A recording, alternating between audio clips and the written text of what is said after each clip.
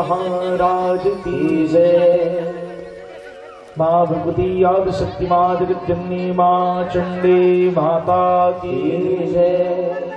माँ मौली माता की जय। महामाई माता की जय। माँ शीतला मैया की जय। दुर्गा मैया की जय। माँ परमेश्वरी माता की जय। नगर ग्राम देवी देवताओं की जय। संत महात्माओं की जय। चक्र चूड़ामणि धर्म सम्राट स्वामी श्री करपात्री जी महाराज की जय। भगवत्पाद जगद्गुरु शंकराचार्य भगवान की जय। पूज्यपाद गुरुदेव ब्रह्मलीन संत श्री पवन दीवान जी महाराज की जय। सत्य सनातन वैदिक धर्म की जय। धर्म की जय हो। अधर्म का प्राणियों में विश्व का कल्याण। गौ माता की जय हो। गौ वंश हत्या बंद हो। भारत नमः पार्वती पतये शिव हर हर हर महादेव शंभो शंकर। परात्पर पार ब्रह्म परमेश्वर करुणा उरुणालय कृपा सिंधु दया सिंधु दीन बंधु जगतपति यशोदानंदन ब्रजनंदन गोपिका वल्लभ भक्तों के मन बसिया प्रभु सर्वेश्वर राधा माधव जिनकी महती कृपा से आज विश्राम दिवस की कथा में हम प्रवेश कर रहे हैं। आज कथा का विश्राम दिवस है। आज यज्ञ पूर्णाहुति के साथ उस समय हरिनाम संकीर्तन करते हुए हम भगवान की कथा विश्राम करेंगे। जीवन के उत्कृष्ट कार्य को करते हुए भगवान की दिव्य कथा में भगवान की कृपा से उनकी भक्ति कृपा की कथा में हम आ पाए, कथा में बैठ पाए, कथा कह पाए। वैसे सर्वेश्वर राधा माधव के चरणों में कोटिशः प्रणाम करते हैं। पूज्य माता पिता के चरणों में इनके स्मरण करते हुए जिनके कर्मों से आज भगवत भक्ति हमारे हृदय में नित्य निरंतर प्रवाह हो रही है, ऐसे पूज्य माता पिता के चरणों में हम सब प्रणाम करते हैं। पूज्यपाद गुरुदेव जिनकी कृपा से जिनके आशीर्वचनों को सिरोधार्य करते हुए भगवान की कथा कहने का, भगवान की कथा से जुड़ने का, भगवान की भक्ति धारण करने का ऐसा कृपा जो गुरु प्रसाद के रूप में प्राप्त हुआ, ऐसे पूज्यपाद गुरुदेव के चरणों में कोटिशः प्रणाम करते हैं। समुपस्थित भक्ति शक्ति स्वरूपा माताएं, बाल वृंद, बाल गोपाल, सभी सज्जन वृंद, आए हुए पितृतुल्य आतिथ्यजन एवं हमारी इस विद्युत नगर के जितने भी जुड़े हुए हैं सभी मातृशक्ति पितृशक्ति सब यहाँ विद्यमान हैं। बाल वृंद, बाल गोपाल जितने भी इस क्षेत्र के विद्युत नगर के एवं आसपास के क्षेत्र के जो आए हुए हैं, इस कथा के जो माध्यम जो जीवात्मा सशरीर से यहाँ नहीं है, परंतु जिनकी कृपा से, जिनकी स्मरण में, जिनके मुक्ति हेतु यह कार्य हो रहा है, स्वर्गीय श्री परशुराम देवानंद जी हमारे भी सशरीर तो नहीं है, परंतु इनके पुण्य कर्मों के कारण भगवान की कथा हमें सहजता से प्राप्त हो रही है। कहीं न कहीं मन में विषाद दुख तो रहेगा सदैव, इस दुख को हम कभी भूल नहीं सकते। संपूर्ण परिवार के लिए अपूर्णीय क्षति इसको कहा जा सकता है, और इस क्षति को स्मरण प्रत्येक क्षण हमारे हृदय में होता है, परंतु मन को कठोर करते हुए ऐसी दिव्य कथा का आयोजन समस्त दीवानंद परिवार के तत्वाधान में जो चला जाता है उनका स्मरण तीव्रता से होता है, प्रत्येक क्षण होता है, परंतु उनको कष्ट ना हो। यदि हम रुदन कर रहे हैं, रो रहे हैं, तो उनको पीड़ा होती है कि मेरे परिवार के समस्त जुड़े हुए लोग शोक व्यक्त कर रहे हैं, उनको पीड़ा होती है। परंतु आप लोगों ने मन में धैर्य धारण करके भगवान की ऐसी कथा का आयोजन किया, जिनमें पुण्य स्मृति के रूप में हमारे बीच जो जीवात्मा नहीं है, स्वर्गीय श्री रतिराम देवांगन जी, स्वर्गीय श्री राम जी देवांगन, स्वर्गीय श्री नंदकुराम देवांगन, स्वर्गीय श्रीमती सुहावनबाई देवांगन, स्वर्गीय श्री हेमंत कुमार देवांगन, स्वर्गीय श्रीमती रुक्मणी देवांगन, स्वर्गीय श्रीमती प्रतिभा देवांगन, ये हमारे बीच सशरीर नहीं है, परंतु कहीं न कहीं इन जीवात्माओं का आशीर्वाद आज हमें प्राप्त हो रहा है। जिस समय वर्षा प्रारंभ हुई पितृ तर्पण के बाद, तो भागवत में कहा गया जिस समय एक बूंद भी जल का गिर जाए तो समझ जाना चाहिए कि पितर देवता पुष्प वर्षा करना प्रारंभ कर देते। ये भागवत का प्रमाण है। तो सबसे बड़ा प्रमाण यही है कि भागवत में वर्षा हो, एक बूंद भी यदि जल गिर जाता है तो पितर लोक में नृत्य करना प्रारंभ कर देते हैं जो चले गए संसार से। तो ये प्रमाण है। भागवत में जो श्रीफल फटता है उसको तो आप सब पीते रहे, परंतु जैसे ये पिंड तर्पण का कार्य हुआ, जैसे पानी दिया गया वहां से पानी, वहां से वर्षा प्रारंभ हुई, उसी को पुष्प वर्षा कहा। कहीं न कहीं उनके मन में मुक्ति की भावना थी, और इसमें निसंदेह कोई संदेह नहीं कि वो मुक्त हो गए, क्योंकि भागवत में कहा गया यदि वर्षा हो गई, ऐसे तो बहुत कम जगह होती है, परंतु वर्षा यदि हो गई तो समझ जानो उस कुल के जो पितर हैं वो तृप्त हो गए, उनके मन में तृप्ति हो गई, वो मुक्त हो गए, जिनके नाम से ये भागवत की कथा, वो भागवत सफल हो जाता है। ये भागवत की कथा सफल हो गई। आप सबके इस भक्ति को देखकर, आप सबके प्रेम को देखकर वो जीवात्मा तृप्त हो गए, इसमें कोई संदेह नहीं। और भगवान की ऐसी कथा माता जी श्रीमती इंदिरा देवांगन जी, आधार स्तंभ, पत्नी श्रीमती शकुंतला देवांगन जी, पुत्र चिरंजीव राहुल देवांगन जी, पुत्री राशि देवांगन जी, आप सबने ऐसा धैर्य धारण करके इस कार्य को संपन्नता की ओर ले गए कि आज विश्राम दिवस है। प्रत्येक क्षण अब हमको स्मरण होता है जब कोई व्यक्ति बताएं आदरणीय देवांगन जी के निमित्त। आज हमसे एक जने मिले थे जो हमारे गांव के समीप के थे, वो यहाँ रहते नहीं, यहाँ कोई काम में आते हैं। वो देवांगन जी के बारे में बताएं कि बहुत मिलनसार व्यक्ति थे, सबसे मिल के चलते थे, हंसमुख प्रवृत्ति के व्यक्ति थे। आज मैं सुबह अभी आप लोग गए, उस समय वो व्यक्ति बैठा था। तो जो व्यक्ति यहाँ रहता नहीं उसको जब पता है तो उनका स्वभाव बताइए, ऐसा भाव ऐसा स्वभाव, तो उनका कहीं न कहीं प्रेम, उनका कहीं न कहीं आशीष परिवार में सदैव व्याप्त है। तभी ऐसे पुण्य जीवात्मा के निमित्त ऐसी वर्षा हुई। तो इस कथा में सब उपस्थित हैं माता जी श्रीमती सोहागा, श्रीमती परमा, श्रीमती विद्या, श्री गंगाराम, श्रीमती बिटावन, श्री धर्मेंद्र सिंधु, श्री मनोज हेमलता, श्री हरिश्याम देवांगन, श्री कृष्णा भारती देवांगन, श्री दिनेश सुनीता, श्री गणेश संजना, श्रीमती मंजू दुर्गेश, श्री लक्ष्मी नारायण कविता, श्री परमानंद कुमार सिंह, श्री चंद्रलेख, श्री सुनील हेमलता, श्रीमती पद्मा देवांगन, आदरणीय हरिनारायण कल्पना जी, और मुख्य परीक्षित के रूप में इस कथा को साप्ताहिक यज्ञ में विराजमान आदरणीय दाऊ जी, श्री किरण देवांगन जी, सधर्म पत्नी माता जी श्रीमती नयनबाई देवांगन जी, 7 दिन का आपने तप किया। आज साप्ताहिक यज्ञ में आपका परम सौभाग्य है, हमारा भी परम सौभाग्य, हमारा भी परम सौभाग्य, क्योंकि कथा कहने का अवसर प्राप्त हुआ। ये व्यासपीठ को सर्वोच्च पीठ कहा गया। इस कथा में भगवान ने हमको चुना। ऐसे तो हजारों कथावाचक हैं, लाखों कथावाचक हैं, लेकिन भगवान ने हमको चुना, ये हमारा सौभाग्य है। और परीक्षित के रूप में आपको चुने, ये आपका सौभाग्य है। व्यक्ति सोचता है कि मैं इस कथा में जा सकता हूँ, लेकिन जो पितर का जहाँ प्रेम रहता है, जो चले गए हैं जहाँ उनका प्रेम रहता, वही इस कथा में आते हैं।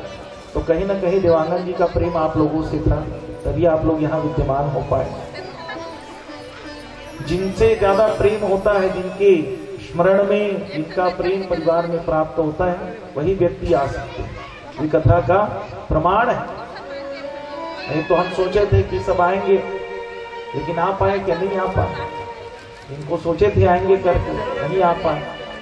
तो जो सोचते हैं जय गोविंद जय जय गोपाल जय जय गोविंद जय जय गोपाल जय जय गोविंद जय जय गोपाल जय जय राधारमण हरि गोविंद जय जय राधारमण हरि गोविंद जय जय राधारमण हरि गोविंद जय जय राधारमण हरि गोविंद जय जय गोविंद जय जय गोपाल जय जय गोविंद जय जय गोपाल जय।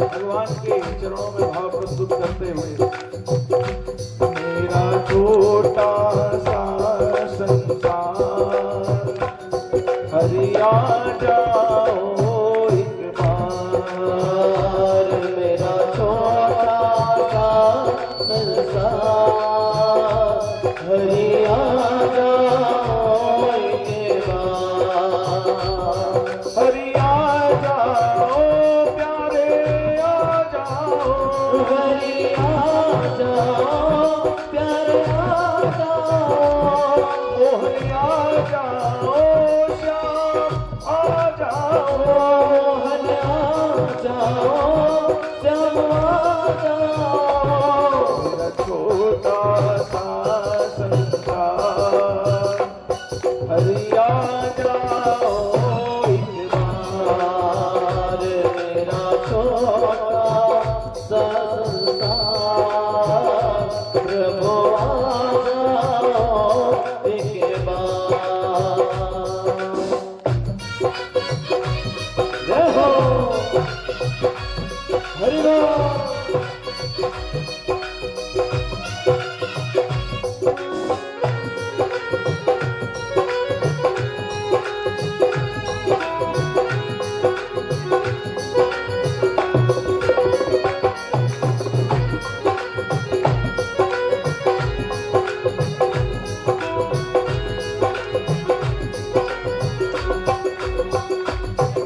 आ जाओ कान्हा आ जाओ तुम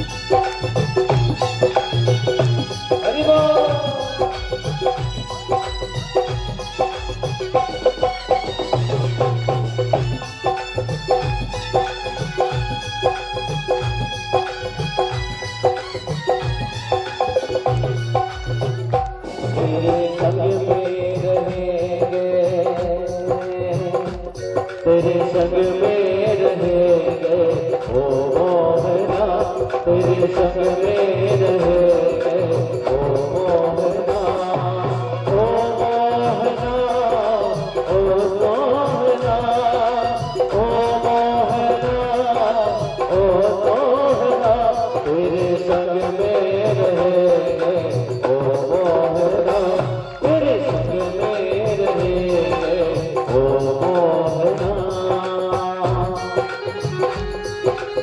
बाकी भी हरिलाल की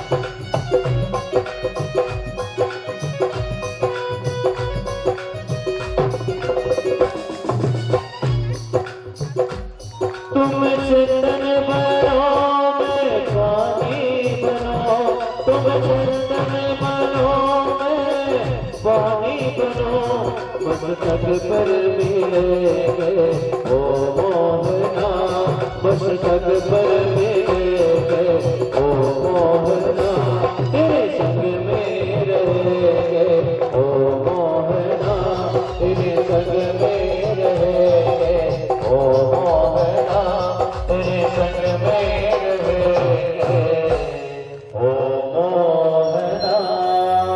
बोले बाके बिहारी लाल की जय, सावरी सरकार की जय। तो इस प्रकार से हैं? 8 हुआ भगवान के 16,108 हुआ। कितने? 16,108। तो कैसे हुए विवाह, उनका हम अब कथा श्रवण करेंगे। कल तो रुक्मणी मैया से विवाह हुआ। विवाह होने के बाद भगवान आज सोचने लगे। मंत्रिमंडल सब बैठे हुए थे। उन्होंने कहा द्वारिकाधीश से, प्रभु आपका तो ये सुंदर महल है, लेकिन इसी राज्य में एक नगर में राजा रहता है जिसका नाम है सत्राजित। और जैसे ही सत्राजित कहे उसी समय वो राजा पहुंच गया। उस राजा का नाम लिए थे सत्राजित, और नाम लेते ही वो राजा पहुंचा, लेकिन राजा को पहचान नहीं पाए। क्यों? क्योंकि राजा के उस स्वरूप में इतना तेज निकल रहा था जैसे सूर्य का तेज हो। सूर्य का तेज देखे ना, उसको देख नहीं पाते तेज को, तो ऐसा तेज निकल रहा था। और जब तेज निकल रहा था तो उसको देख नहीं पाए। कहे लगा कि सूर्य नारायण आए। जितने मंत्रिमंडल में बैठे थे सब खड़े होने लगे प्रणाम करने। लेकिन जैसे ही राजा पहुंचा और भगवान के चरणों में प्रणाम किया और जो गले में पहना था मणि उसको रखा, तो उसका तेज समाप्त हो गया। तो भगवान श्याम सुंदर सोचने लगे, अरे इतना तेज इसमें कैसे आ गया। पूछे सत्राजित, तुम्हारे अंदर इतना तेज कैसे आ गया? तो कहने लगी ये मणि का प्रभाव। ये मणि का नाम स्मंतक मणि, स्यंतक मणि जो है, इसका प्रभाव क्या है? इसको जो धारण करता है सूर्य नारायण के समान ही प्रतीत होता है, जो सूर्य नारायण से प्रदत्त है। और इसका कार्य क्या है? ये जितनी बड़ी है उससे रोज 8 गुना ज्यादा भार का सोना रोज प्रदान करती है। तो यही कह रहे थे मंत्रिमंडल के लोग कि आपके इस राज्य में एक नगर है जहां का राजा का जो महल है पूरा स्वर्ण से आच्छादित है। किस कारण स्वर्ण से है? सोने का महल क्यों है? क्योंकि रोज उसके पास जो मणि है 8 गुना रोज सोना देती है। तब भगवान तो हास परिहास करने वाले श्याम सुंदर हैं। भगवान घलो हंसी मजाक कर दी, राजन यदि ऐसी मणि मेरे पास होती तो मैं आपको नहीं देता। कह मुझे मिल जाती है मणि के, और जब मणि मिल जाती कहे तो ये बात ध्यान में चला गया किसके? राजा सत्राजित मणि को पहन के वार्तालाप करके फिर गया। और जैसे वार्तालाप करके गया तो क्या देखे, वार्तालाप करके देखने पर जैसे पहुंचा तो प्रभात के समय उठा, उसका भाई नहीं है, और भाई नहीं है और साथ में मणि भी नहीं है। सत्राजित ने चारों तरफ सैनिकों को भेजा, जाओ देखो हमारा भाई कहाँ गया। सब ढूंढने गए, और जब ढूंढने के बाद आए तो पता ही नहीं चल पा रहा है। राजा सत्राजित सोचने लगे मणि भी नहीं है और भाई भी नहीं है। कुछ दिन के बाद जब पता चला कि भाई जंगल की ओर गया है तो घोड़े के पद चिन्ह को देखे, जिस घोड़े में वो बैठ के गया था उसके पैर के चिन्ह को, और उसके पीछे में सैनिक जाने लगे। जब आगे बढ़े तो वहीं शेर का पद चिन्ह था, और शेर के पद चिन्ह को देखे। फिर आगे बढ़े तो क्या देखे, आज तो प्रसेनजीत मरा पड़ा है। तब सत्राजित ने बिना सोचे समझे कह दिया कि मेरे भाई को मारने वाला कौन है, कृष्ण है। इसने उस मणि की लालच में मेरे भाई को मार दिया, कह दिया। और कोई भी बात यदि निंदा की हो तो बहुत जल्दी फैलता है, उसमें सच है कि नहीं ये हम नहीं जानते। हम सुनी सुनाई बात को मान लेते हैं, कोई किस दिल मान ली। इससे मैं बताया वो दिन फोन आ रही, इसे सूर्य ग्रहण है का महाराज की, कोई किस दिल मान ली, सब फोन लगा दी। कहा कौन की से मोबाइल है, यूट्यूब में आगे तहनो फोन लगा, उसकी पुष्टि हम करते नहीं, करते हैं क्या बता। और 10 झलो बता दी सूर्य ग्रहण, अब वो 10 झलो बता दी भगवान जाने। तो ये बात को हम कोई कह देता है तुरंत मान लेते हैं, पहले उसको समझना चाहिए। आज के समय में जो आप देख रहे हैं वो भी सत्य नहीं है, तो हम सुन के बात को सत्य मान लेते, बताओ सुन के मान लेते। जो हम देखते हैं वो भी सत्य नहीं होता। किसी को व्यक्ति बहुत जल्दी गलत ठहरा देता है। मनुष्य के अंदर ना एक गुण है कि दूसरे के अंदर वो दोष देखता है, दूसरे के अंदर दोष देखने का। जैसे सफेद रंग का पर्दा लगा है, और सफेद रंग के पर्दे में यदि काले रंग का निशान लगा दिया जाए तो इतने बड़े पर्दे में आदमी करिया रंग के पहले देखिए कीवर्ड, वो करिया लगेगी, उसमें ध्यान जाएगा कि नहीं जाएगा बताओ। सफेद पर्दा दिखेगा नहीं दिखे, वो काला रंग के है तेल पहले देखिए आपको। यही होता है भाव। किसी के अंदर कितना भी गुण रहे उसको व्यक्ति नहीं देखता, उसके अवगुण को तुरंत देख लेता है, यदि अवगुण है। हम मनुष्य के अंदर तो गुण है, अपन कभी अवगुण ला बता सुने कोई तो सुने, कभी नहीं बताता अपने अवगुण को, ये मनुष्य की प्रवृत्ति। तो बताया गया राजा सत्राजित ने जब कहा तो कोई भी बात जब होती है उसकी पहले पुष्टि करना चाहिए, तब किसी के बारे में बोलना चाहिए। यहां तक कथा कहती है किसी के बारे में कभी बोलना नहीं चाहिए, बोलना है तो अच्छे शब्द, प्रशंसा की बात हमको बोलना चाहिए। कमी निकालने वालों की कमी है क्या बताओ, कमी निकालने वालों की कोई कमी नहीं है, लेकिन सदैव सबकी प्रशंसा करनी चाहिए, निंदा तो कभी नहीं करना चाहिए। माता पुनाति हस्तव्य मलम, मैंने बताया जीभ्या से साफ करना पड़ता है मल को, ऐसा पाप लगता है किसी के बारे में बोलने पर।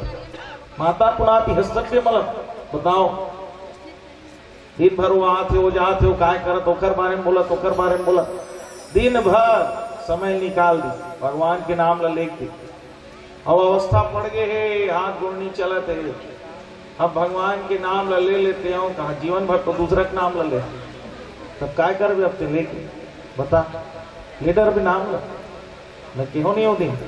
जिंदगी चुगली में बीता, जिंदगी धन कमाने में बीता, जिंदगी ईर्षा में बीता, जिंदगी द्वेष में बीता, अंतिम में सुनत है गीता, अते हो जब रीता बता।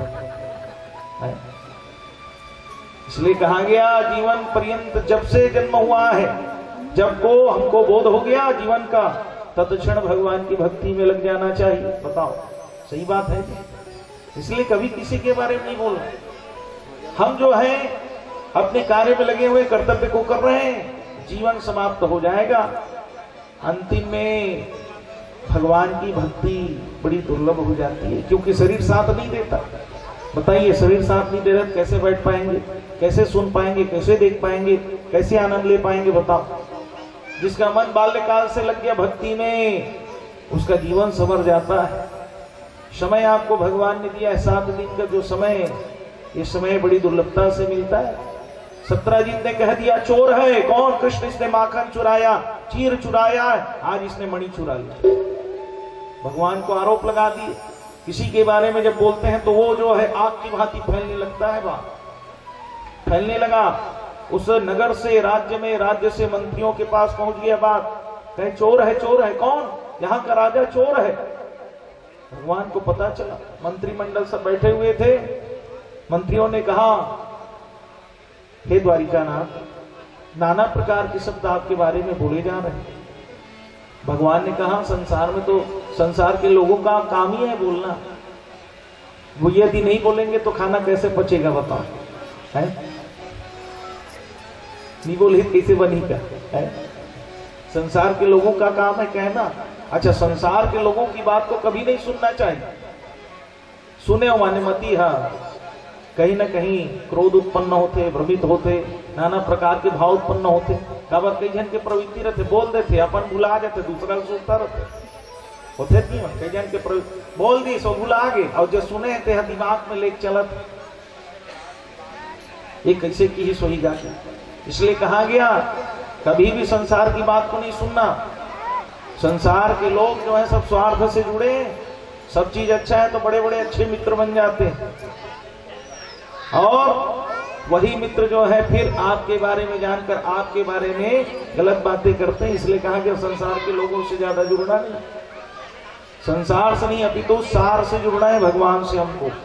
तो बताया गया किस प्रकार से कथा। सत्राजित ने कहा ये कौन है चोरी किया है? कृष्ण ने चोरी किया है। भगवान ने कहा संसार के लोगों का काम है कहना, कहने दो। मंत्री जितने भी थे कहने लगे, देखिए प्रभु आप राजा हैं, और राजा के बारे में यदि उनके ऊपर यदि सवाल खड़ा हो रहा है तो प्रजा क्या शिक्षा लेगी? आपको इस आरोप को समाप्त करना पड़ेगा। भगवान ने कहा ठीक है। तुरंत भगवान रथ में बैठे और चले गए जहां प्रसेनजित गया।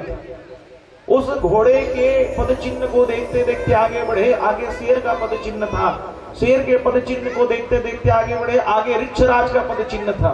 उसको देखते देखते आगे बढ़े थे कि गुफा थी। सब सैनिकों को बाहर खड़ा कर दी। भगवान स्वयं अंदर गुफा में गए, सब बाहर में हैं, और सब बाहर में। भगवान जैसे अंदर गए तो पीछे से किसी ने प्रहार किया, भगवान गिर पड़े। और भगवान जब गिरी तो देखिए ऋक्षराज माने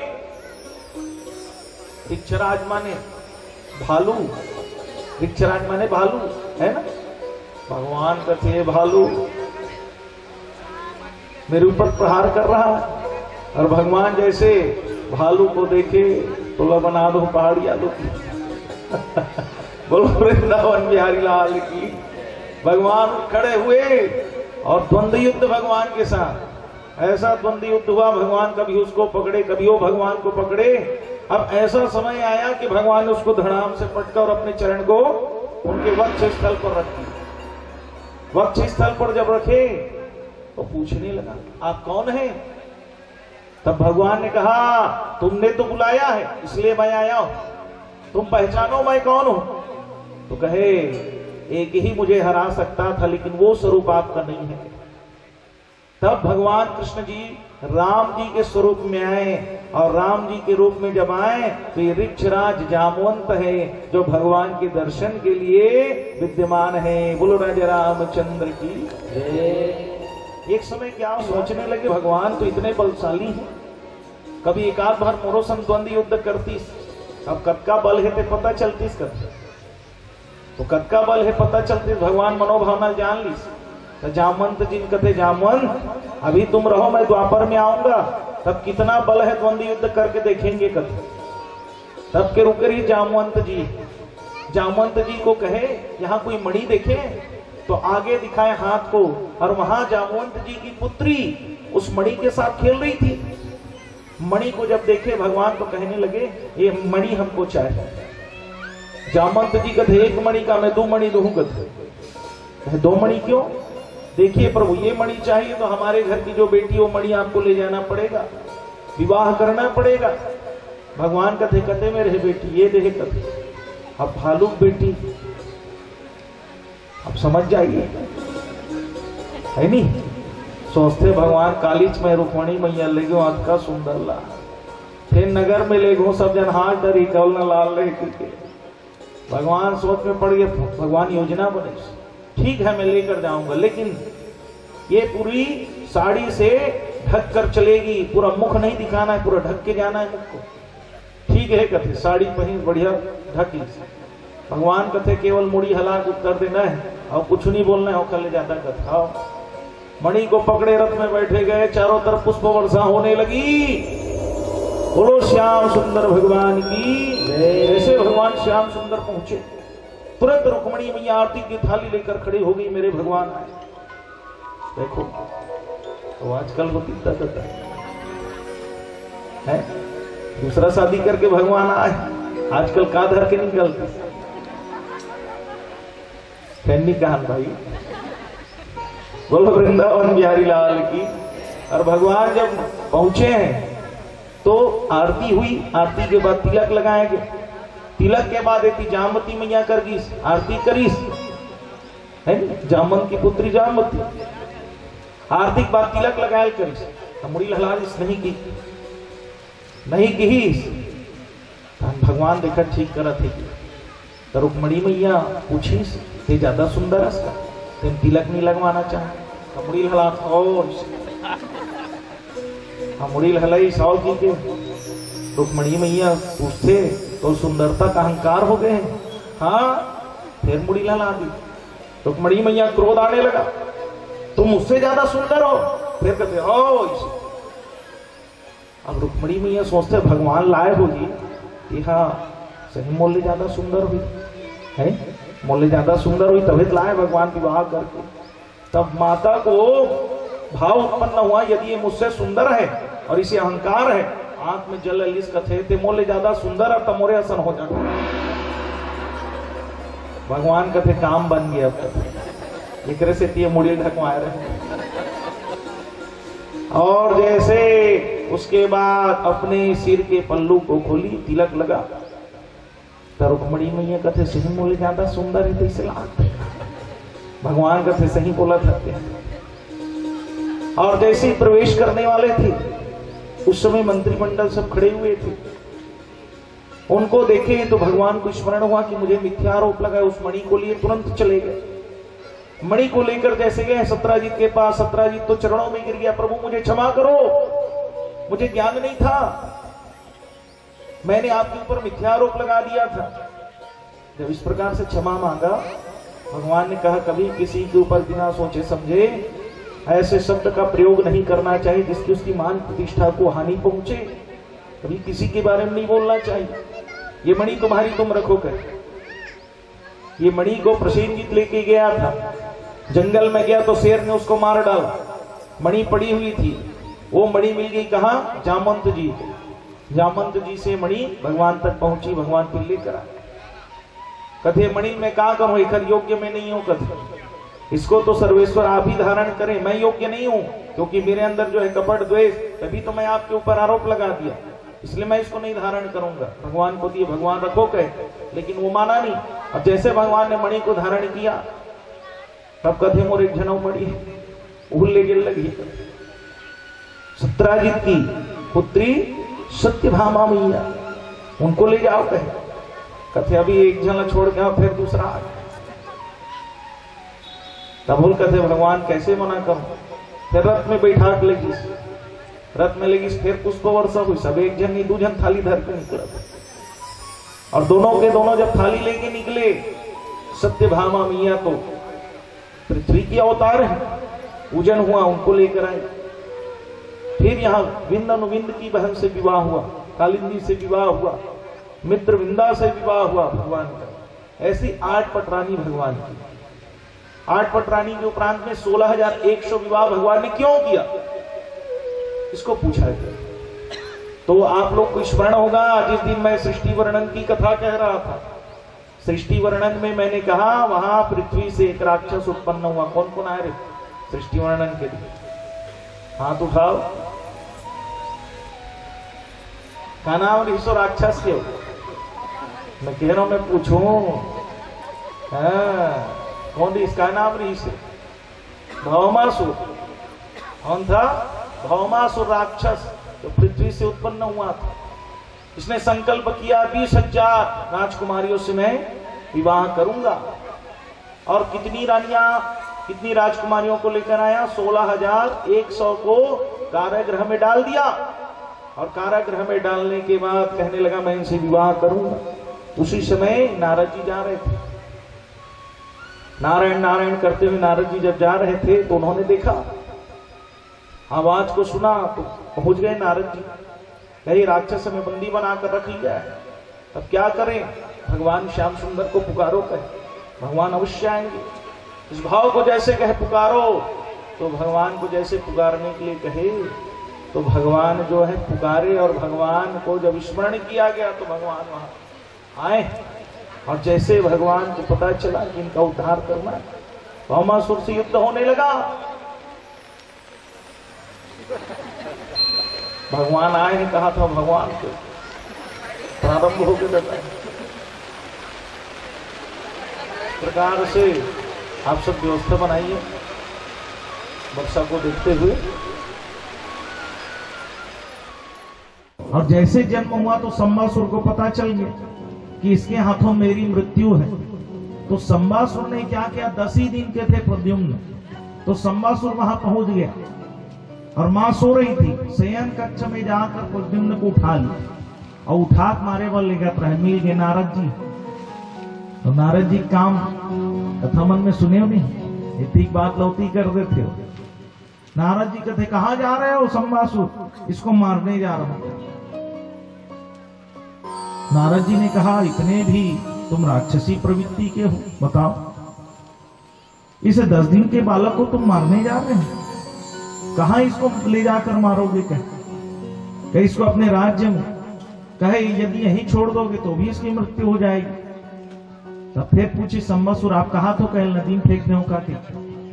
नारद जी कहते हाउ बहुत फिर पाप मोला लग गई। कहते अब तुम जानो, और चले गए। तब संबासुर ने सोचा ये तो 10 ही दिन का, यदि इसको नदी में फेंक दूंगा तो ऐसे ही इसको जो है, जो जीव है वो खा जाएंगे, इसकी मृत्यु हो जाएगी। तो फेंके, लेकिन मृत्यु किसके हाथ से है? काल उस बालक के हाथ में।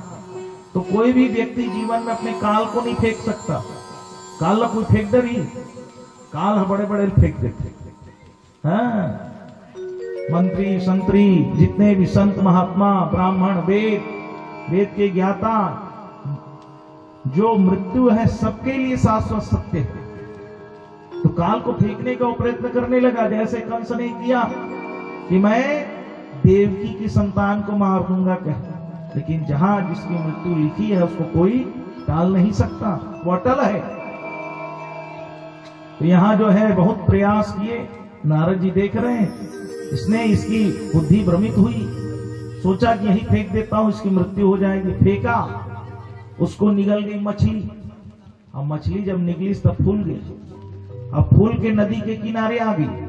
अब संबासुर गया अपने राज्य में, कहने लगा आज मैंने अपने मृत्यु को समाप्त कर दिया, मुझे कोई मार नहीं सकता। जाओ राज्य में जितने भी व्यक्ति हैं सबको कहो आज उत्सव मनाएं। मछलियों को एकत्रित करने लगा। अब मछली जब एकत्रित कर तो ही मछली आ गई। जो मछली के पेट में कौन है? प्रद्युम्न है। अब बोला उठा के लान ली, और वो लाने की बात थी, बड़े जन बने फूले मछली है। और आज राजा बड़ा ज्यादा प्रसन्न है, तो ये ला कोई भेंट करो तो बड़ा उपहार दी। कहा वही लेके उखरे कर, और ले जाने के बाद क्या किए, उन्हीं को दे दिए। राजन मैं आपके लिए उपहार लाया हूं। और जैसे उपहार लाया हूं कहे तो उनको सोने की स्वर्ण की मुद्राएं भेंट की। स्वर्ण की मुद्राएं जब भेंट की, राजा जो है बड़ा प्रसन्न हुआ। कहे जाओ पाकशाला में इसको भोजन बनवाओ कहे। अब जैसे कि तो वहां जो है रति मैया मायावती के रूप में संपूर्ण माया का ज्ञान करके बैठी, पेट को फाड़ा गया तो वहां कौन निकले? प्रद्युम्न जी महाराज। तो सबके सब सोच में पड़ गए, भाई प्रद्युम्न जी 10 दिन के हैं और रति मैया युवती हो गई है, बताओ। सब झंडे खेल लगे। भाई पत्नी इतनी बड़ी है और पति 10 दिन जन लड़का विज्ञान के पढ़ाई करे गिरा, विज्ञान के पढ़ाई करत करत तो दवाई बने। कौन सा दवाई? उम्र कम करे। कौन सा दवाई? उम्र कम करे। गुरुजी बताए, बोला तो विश्वास लागत है नहीं लागे, तब वो विश्वास करे लागे। महाराज कहा वृंदावन बिहारी लाल की, हाँ तो उम्र कम करे दवाई बनी। और दवाई पहली भेजी सपन घर में, कहा माँ बाप सियान हो गए, 70-80 साल के हो गए, कम से कम कुछ कार्य करे के लायक रही, चल फिर सकी, कम से कम दवाई के भेजी। अब 1-2 महीना बाद अपन दरवाजा में खटखटात, स्त्री निकली। बालक पूछते, लड़का आप कौन? कहते बेटा मैं तो माँ रहा हूं। इसे माँ आप तो पहचान नहीं आनी, ते दवाई भेजे रहे थे खाए हो। कहते उम्र कम हो गया, 80 सीधा 50 में आगे। कम से कम बोले चाले के हो गए। कहा ठीक ठीक। अंदर में आ बैठी सी बैठी। पिताजी कहाँ है? कहते पाक बैठे हूँ। कहते कैसे पाक बैठे हैं? सो कहते और ज्यादा कम करूं कि पूरा डब्बल खा इसका। देखा से पाक बैठे ऐसने हो गई। यहाँ बताओ वो एक नहीं हो। 10 दिन के प्रद्युम्न जी और मायावती, तो मायावती ने अपनी माया से जो उनको ज्ञान हुआ था उसके माध्यम से 10 दिन के प्रद्युम्न जी को 21 वर्ष का कर दिया। 21 वर्ष का करने के बाद युद्ध प्रारंभ हुआ, क्योंकि प्रद्युम्न जी जान रहे थे इसी के माध्यम से मैं यहाँ आया हूँ, ये मुझे मारना चाह रहा है। शंबासुर से जब युद्ध हुआ, अकेले प्रद्युम्न जी युद्ध किए, अकेले जो है युद्ध किए। रति मैया साथ में थी मायावती के रूप में, और युद्ध जब हुआ इतना भयंकर कि देवतागण देखने लगे। भगवान श्याम सुंदर सब जान रहे, माता रोज चिल्लाती मेरा पुत्र कहाँ गया, कभी ढूंढने नहीं जाते। भगवान ने कहा वो स्वयं आ जाएगा। भगवान समझाए रुक्मणी मैया को। तो जैसे आज युद्ध समाप्त हुआ, दूसरे दिन फिर युद्ध के लिए गए, तब आष्ठान कर गया प्रद्युम्न मैं आज इसका उद्धार करके रहूंगा।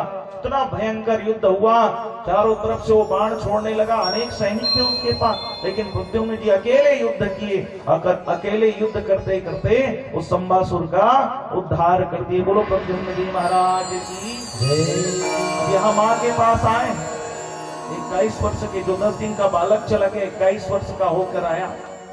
21 साल के बाद जब 21 वर्ष के हो गए, लेकिन माँ का भाव माँ तो सब जान लेती, इसलिए कहा गया यदि बच्चे को खरोच भी आती है तो माँ को पता चल जाता है। 100 कोस दूर में भी यदि बच्चा रहे, यदि उसको खरोच आ जाती है तो माँ का हृदय जान जाता है, वो माँ होती है।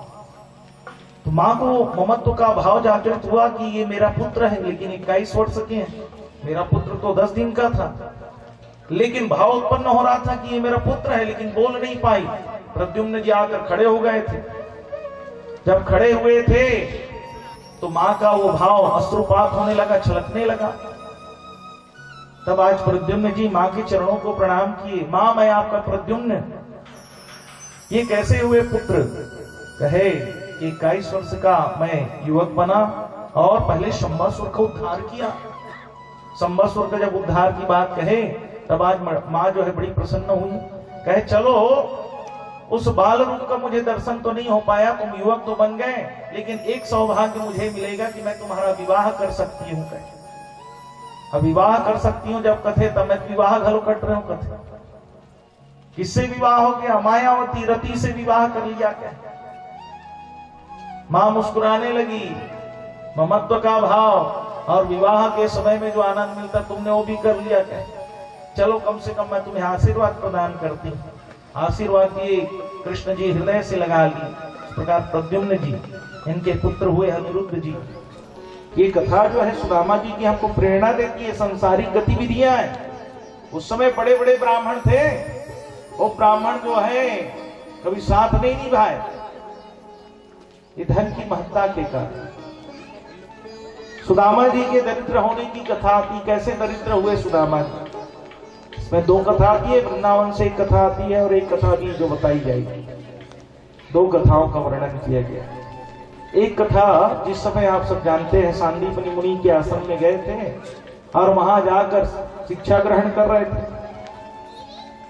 गुरु जी ने कहा जाओ समीधा लेकर आना, लकड़ी लेकर आना, और दोनों के लिए कौन सी पोटली बांध दी है? चने की पोटली बांध दी। भगवान कृष्ण भी गए और ऐसी वर्षा भयंकर, सायंकाल का समय हो गया, वर्षा बढ़ने लगी। एक पेड़ में सुदामा जी चढ़ गए, एक पेड़ में भगवान कृष्ण चढ़ गए, और दोनों पोटली रहे भगवान सुदामा जी। भगवान देखत रहे सुदामा जी कर दोनों पोटली। आप ठंडा लागत रहा, भूख घलो लागत, वर्षा हुआ थे, कुछ खाए पर नहीं। सुदामा जी ऐसी वर्षा में आज जो है चढ़े हुए हैं पेड़ पर, इधर कृष्ण भगवान चढ़े हुए हैं। तो कृष्ण जी कहने लगे सुदामा तुम्हें ठंड लग रही है? नहीं, ये बहुत वर्षा है प्रभु, ठंड लग रही है। अक्का भर कह रहा है सुदामा चना खाए चालू कर, अपन ला खाट रही, भगवान के घलो खाए चालू कर। भगवान कहे सुदामा गुरु माँ ने हम लोगों के लिए जो पोटली बांधी थी वो कहाँ है? तब सुदामा ने कहा प्रभु जब मैं पेड़ में चढ़ रहा था इतनी बारिश हुई जो दोनों पोटली हो गिर गई, चना समाप्त हो गया। तब भगवान ने पूछा ये आवाज कहां से आ रही है? दांत की बताओ, कटकट तो आवाज थे चना, ये आवाज कहां से आ रही है? तब सुदामा जी कहते मैं दुर्बल हूं प्रभु, मोर शरीर है तो जाना तो कमजोर है, तो ठंड में मोर दांत कटकट कटकट बाजते का ठंड के से। भगवान कथे मोरो हिस्सा कला खा के सुदामा, दरिद्रता वहीं से व्याप्त हो गई। इसलिए कहा गया यदि आपसे बन पड़े तो किसी को दे दीजिए, लेकिन किसी का 1 रुपए कभी ग्रहण नहीं करना चाहिए। यहां तक बताया गया किसी का भोजन निकल जाता है, किसी के भाग का, यदि उसके नाम से निकला है तो उसको ग्रहण नहीं करना चाहिए। यहाँ जैसे भगवान के नाम का निकला हुआ था, सुदामा जी ने खा लिया, तो कभी भी ऐसा ग्रहण नहीं करना चाहिए। शास्त्र कहते हैं दरिद्रता होती है। ये प्रथम कथा। तो क्रोध तो कोनो भी ला है, जैसे कोनो गए 2 जन मित्र, अब एक जन मित्र वहां जाके चिप्स और कुरकुरे खावा था, दूसरा देवे नहीं कर रहे थे, अपने खाद जात है बता, तो दूसरा बार कर संजय ही कोनो नहीं जाए, बताओ कौन जाए? ये पहली कथा। दूसरी कथा आई जिस समय एकादशी का व्रत था। एकादशी के व्रत में कुछ नहीं बनता है अन्न। एकादशी के व्रत में अन्न को स्पर्श नहीं किया जाता है, चावल स्पर्श नहीं करे। तो समिधा लाने जाना है तो 2 पोटली बांधी मां। उसी समय दुर्वासा जी आए। दुर्वासा ऋषि कथे भिक्षा दो। सांदीपनी मुनि की पत्नी निकली, कहे आज एकादशी हम भिक्षा नहीं देते, कहे कुछ रखे होंगे उनको दे दो, कहे आज हम दान नहीं करेंगे, कह दिया अन्न का। अंदर चली गई। दुर्वासा जी बड़े क्रोधी ऋषि, देखिए 2 ठन पोटली रखा है। अब पोटली को देखने के बाद दुर्वासा जी को क्रोध आ गया। क्यों क्रोध आया? ये ब्राह्मण की पत्नियों के झूठ कह रही कि घर में कुछ नहीं है, कहे जो इसको खाएगा वो दरिद्र हो जाएगा उसी समय श्राप को। अब ये ला सुनी सुदामा जी। सुदामा जी कथे त्रैलोक के स्वामी मोर प्रिय सखा है, यदि वो इस चने को खाएंगे तो दरिद्र हो जाएंगे, तो वो क्यों खाए? इसलिए स्वयं सुदामा जी ने उस चने को खा लिया और स्वयं दरिद्र हो गए। ये होता है भक्त का भाव। ये भाव होना चाहिए। ये भाव को प्रस्तुत किया गया क्योंकि सुदामा जी सब जान रहे हैं। कैसे नहीं जानेंगे बताइए? कैसे ब्राह्मण है? अयाचक ब्राह्मण।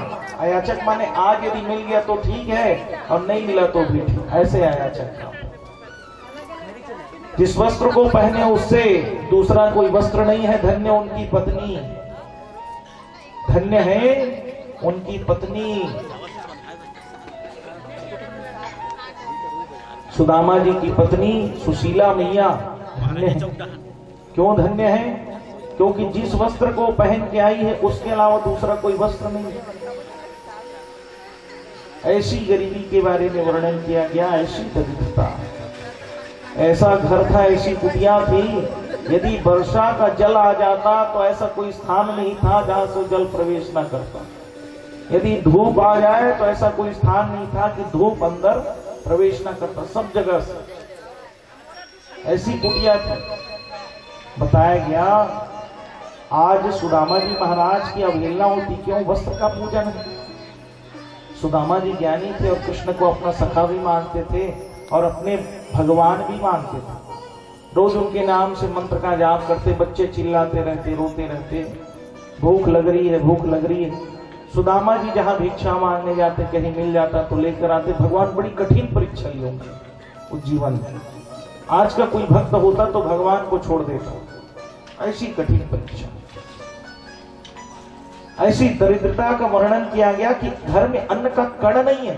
अब सोचिए, रात में बच्चे रो रहे हैं, भूख लग रही है। अब सोचिए माँ बाप का हृदय कैसे लगेगा जिसके बच्चे भूख से बिलख रहे हैं और वो उनको भोजन ना करा पाए। बताओ, रोज माता उनको बैठाती भोजन कराने, और जब भोजन कराने बैठाती हैं और आग को जला देती हैं, पात्र रख देती हैं, लेकिन पात्र के अंदर कुछ नहीं है अन्न। बताइए, अन्न की बड़ी महत्ता है।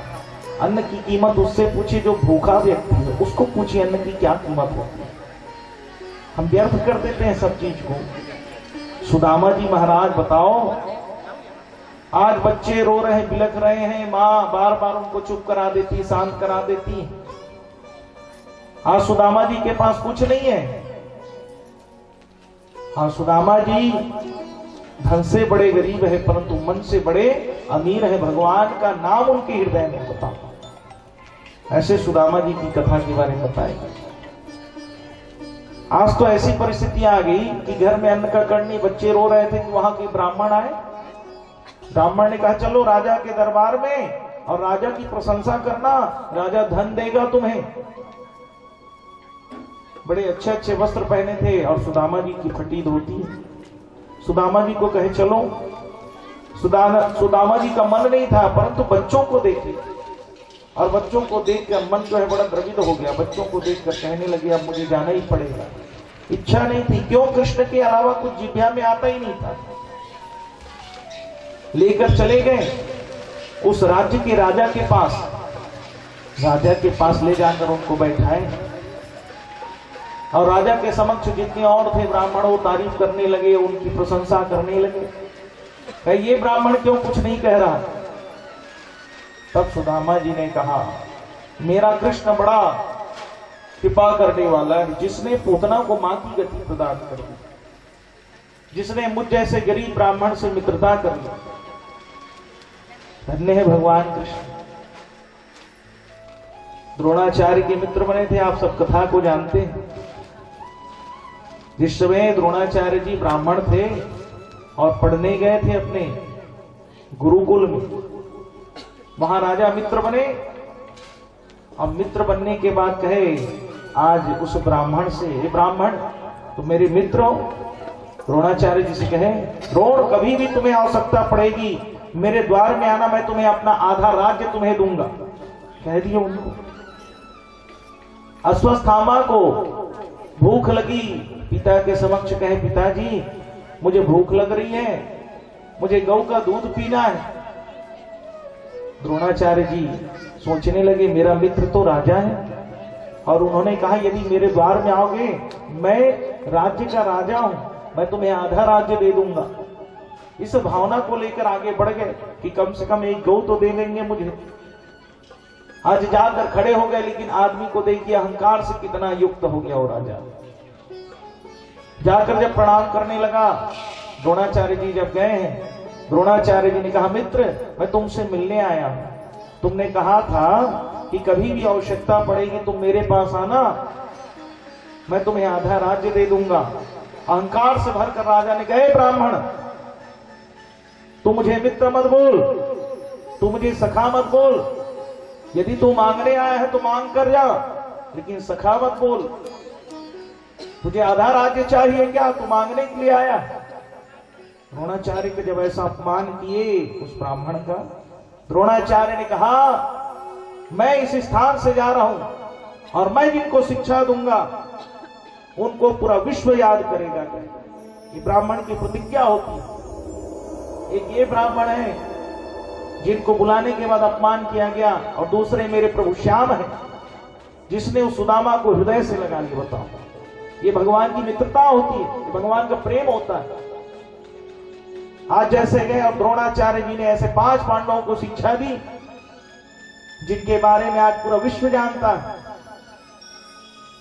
ऋषि को बताया गया मित्र बनाना बड़ा आसान होता है, सखा बनाना बड़ा आसान होता है, लेकिन मित्रता निभाना बड़ा कठिन होता है। सहयोग की भावना विपरीत परिस्थिति में समझ आती, जब परिस्थिति विपरीत हो। अच्छी परिस्थिति में तो बहुत से लोग मिल जाते हैं। आज सुदामा जी के पास कोई नहीं है, बच्चे रो रहे हैं, घर में वस्त्र नहीं है, एक वस्त्र को पहने, बताइए ऐसी परिस्थिति। सुदामा जी महाराज चले गए, लेकिन उनके मुख से कृष्ण के अलावा कुछ निकलता नहीं। और बताया गया व्यक्ति के जितने भी रिश्ते बनते हैं संसार में, वो केवल स्वार्थ से बनते हैं। आज सुदामा जी महाराज के पास ऐसी गरीबी का वर्णन किया गया, जब वो कहने लगे कृष्ण, तो कृष्ण शब्द को सुनकर राजा को बड़ा क्रोध आया। राजा ने कहा वो चोरी करने वाला चोर, उसका तुम नाम लेते हो? कहे वो चोर नहीं है, वो मेरे भगवान हैं, वो मेरे सखा हैं। कहे तेरे सखा ने तुझे दिया क्या है ये बता। राजा कहने लगा तुझे दिया क्या है, तू मेरे द्वार में मांगने आया है? सुदामा जी ने कहा मैं तुम्हारे द्वार में मांगने नहीं आया हूं, ये ब्राह्मणों के कहने पर मैं आ गया, लेकिन मेरा कृष्ण जो है सबको अपने हृदय से लगाता है, मेरा सखा सबको अपने हृदय से लगाता है। बताओ ऐसे शब्द जब कहे तो राजा को बड़ा क्रोध आया, और दुर्बल शरीर था, हाथ में लकड़ी पकड़े हुए थे, और जैसे हाथ को स्पर्श किए सुदामा जी गिर पड़े। सुदामा जी जब गिरे हैं तो सीढ़ियों से गिरते गिरते नीचे आ गए, लेकिन कृष्ण नाम को नहीं छोड़े, रुदन करने लगे, रोने लगे। बच्चे रात हो गई फिर भी देख रहे कि हमारे पिताजी आएंगे और हमारे लिए कुछ भोजन लेकर आएंगे। बताइए ऐसी परिस्थिति में जब पुकारने लगे भगवान श्याम सुंदर के स्मरण करते करते सुदामा जी जब आए, सुदामा जी जैसे पहुंचे, बच्चे रो रहे हैं, बिलख रहे हैं। माँ ने कहा अभी मैं कुछ बना देती हूँ, फिर उस पात्र को रख दी, अग्नि को प्रज्वलित कर दी, लेकिन आज तो कुछ नहीं होता, खाने के लिए कुछ नहीं। ऐसी परिस्थिति जीवन में सुदामा जी महाराज के मन में कहीं ना कहीं भावना उत्पन्न हो रही कि मैं श्याम के दर्शन करूं, लेकिन कभी दोष नहीं दिए भगवान को। बताइए इतनी विकट परिस्थिति में भी भगवान को दोष नहीं दिए। आज का व्यक्ति यदि कुछ भाव पूर्ण ना हो तो भगवान को छोड़ देता है, लेकिन सुदामा जी को देखिए होती है भक्ति, सखा भी मानते हैं और भगवान भी मानते हैं। राजा ने जब अपने नगर में भंडारे की व्यवस्था कराई, नाना प्रकार के पकवान भिजवाए, सबको दो, पूरे जितने नगर में रहने वाले सबको दो, तो सुदामा जी के बच्चे चले गए, उन बच्चों को भगा दिए। ये वही ब्राह्मण के बच्चे हैं जो जाकर कृष्ण की प्रशंसा कर रहा है, इसको भगाओ। सुदामा जी जाकर अपने बच्चों के लिए कहे कुछ भोजन दे दीजिए, ये लोग भी कर लेंगे, उनको भगा दिए।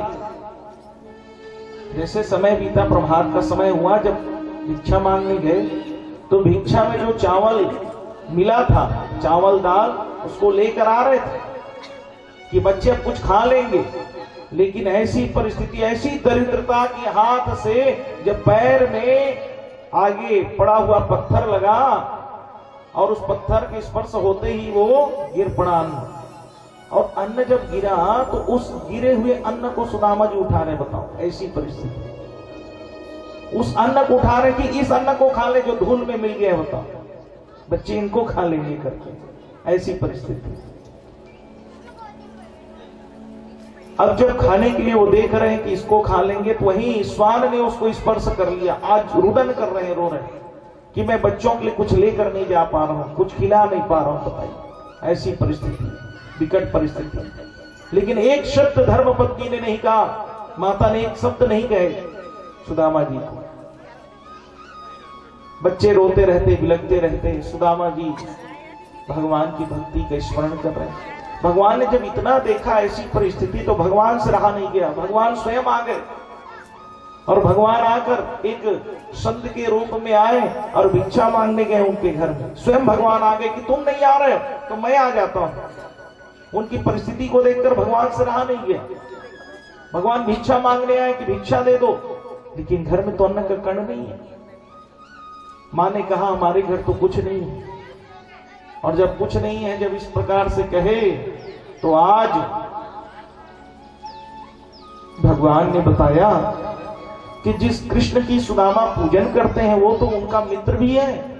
ये बात आपको पता नहीं है, माता को पता नहीं था। बताओ, सुदामा जी ने यही कहा कि मेरे आराध्य कृष्ण है, कभी नहीं बताया कि मेरे सखा है। क्योंकि मित्रता पद देखकर नहीं होती, मित्रता प्रेम देखकर होती है। जहां प्रेम है वही मित्रता है। आज हम किसी की पद प्रतिष्ठा को देखकर उनको मित्र बनाते हैं, लेकिन बताया गया भगवान कृष्ण ने पद प्रतिष्ठा को नहीं देखा था, मित्र बनाए थे। तो आज जैसे बताए तो माता को पता नहीं था। सायंकाल में जैसे सुदामा जी आए, कहने लगे जाओ, आपने हमको ये बात नहीं बताया कि भगवान कृष्ण आपके सखा भी हैं। सखा कहा गया है, मित्र नहीं कहा गया, सखा कहा गया। सखा का अर्थ जो सदैव साथ देता है वो सखा होता है। तो जब इस प्रकार से कहे तो सुदामा जी ने कहा मैं कैसे कहता कि वो द्वारिका का राजा, जिसके पास इतने बड़े राज्य का जो राजा है, सब चीज जिसके पास है, और मैं निर्धन ब्राह्मण, फटी हुई मेरे पास धोती रहने के लिए अच्छी सी कुटिया नहीं है, मेरे पास भोजन का अन्न का कण नहीं है। मैं यदि किसी को कहता तो लोग मेरे ऊपर हंसते। वो कृष्ण मुझे आज याद करता होगा? बताओ, कहां मुझे वो याद करेगा? मैं तो उस समय मेरी मित्रता थी, वो मुझे कहां याद करेगा? कहे यदि स्मरण आप तीव्रता से करते तो एक बार दर्शन करके क्यों नहीं आते उनसे मिलकर? सुदामा जी ने कहा मैं नहीं जाना चाहता। क्यों? जब यहाँ के राजा मेरे अपमान कर देते हैं तो इतने बड़े राजा है, द्वारिकानाथ है, वो मुझे कहां पहचान पाया? माता जिद करने लगी, और जब जिद करने लगी तब सुदामा जी ने कहा ठीक है, मैं चला तो जाऊं परंतु कभी खाली हाथ नहीं जाते। मित्र के पास, सखा के पास कभी खाली हाथ नहीं जाते। माता पिता के समक्ष कहीं से आते खाली हाथ नहीं आते, सखा के पास खाली हाथ नहीं जाते, भगवान के द्वार में खाली हाथ नहीं जाते। मैं कैसे जाऊं? घर में कुछ नहीं है। तुरंत दौड़ के गई मां, इच्छा मांग कर आई है, तो थोड़ा चावल जो तंदुल मिला उसको लेकर आई। सुदामा जी को बड़ा संकोच हो रहा है कि इस चावल को मैं लेकर कैसे जाऊंगा? बताओ, इतने बड़े राजा के समक्ष मैं इस चावल को लेकर कैसे जाऊंगा? बताइए। परंतु आज भाव लेकर निकल पड़े। पैरों में तो पादुका भी नहीं है और शरीर में सामर्थ्य भी नहीं है, निर्बल हो गया, शरीर दुर्बल हो गया। परंतु भाव को, भगवान के प्रेम को स्मरण करते करते जाने लगे। और जैसे स्मरण करते करते करते करते जाने लगी तो भगवान स्वयं आ गए नाव को लेकर। और नाव को लेकर भगवान कहने लगे हे ब्राह्मण देवता, आप हमारी नाव में बैठ जाइए। सुदामा जी ने कहा यदि मैं नाव में बैठूंगा तो मुझे कुछ इनको देना पड़ेगा, लेकिन मेरे पास तो कुछ नहीं, मैं इनको क्या दूंगा? संकोचवश फिर आगे बढ़ने लगे, बार बार पुकारे हे ब्राह्मण देवता बैठ जाइए। कहे मेरे पास कुछ नहीं है। अब भगवान थे, भगवान ने कहा कि आप ब्राह्मण हैं, आप कम से कम इसमें यदि बैठेंगे तो मैं इस नदी से आपको पार कराऊंगा, तो उस नदी से आप मुझे पार करा देंगे। जब इस भाव को प्रकट किए तब आज सुदामा जी जैसे नदी में बैठे, उस नाव में नदी पार करने के लिए बैठे हैं, तो शरीर पूरा दुर्बल था, भूख लग रही थी, शरीर सूख चुका था।